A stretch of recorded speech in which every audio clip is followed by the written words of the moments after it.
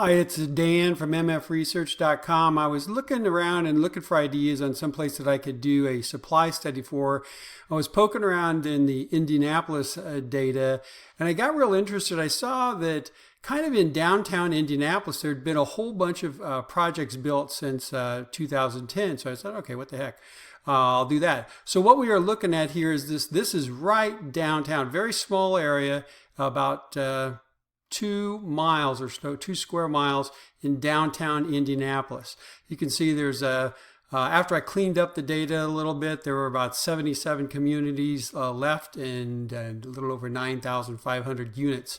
So when he broke them down, here's a distribution of the one-bed units and the two-bedroom units down there. You can see here, this is the top of the range. For instance, this is so this would be the ones that are in this bar here would go from $950 up to $1,099 per month in rent. So this is the top of the range. So you can kind of see there's a pretty good increase. Most of the product down there is in this.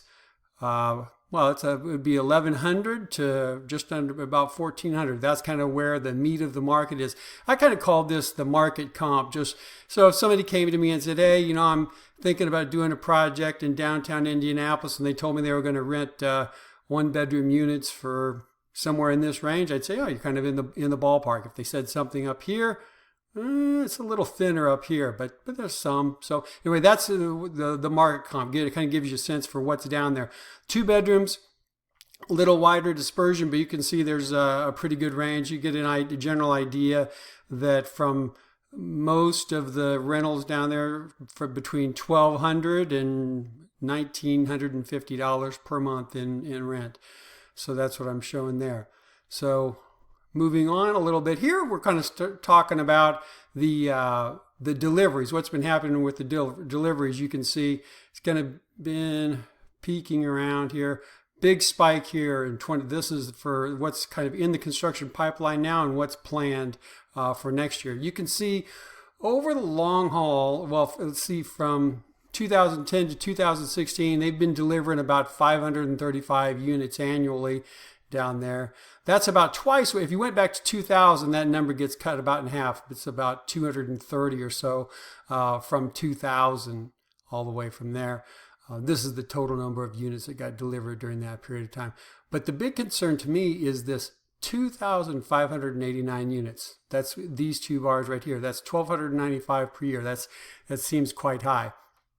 Looking forward past to 2019 and beyond, I would expect it to go back to kind of the long-term average, somewhere in the 200 to 300 units delivered per year.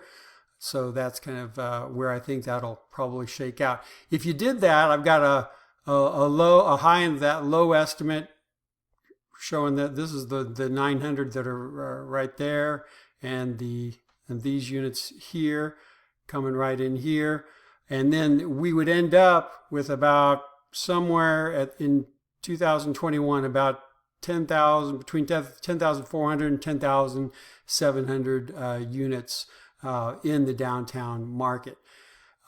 These are the projects that I've got going down there with their delivery date and the number of units that are in the project. So thanks for taking a minute to look at the supply study, and if you have any questions, just let me know.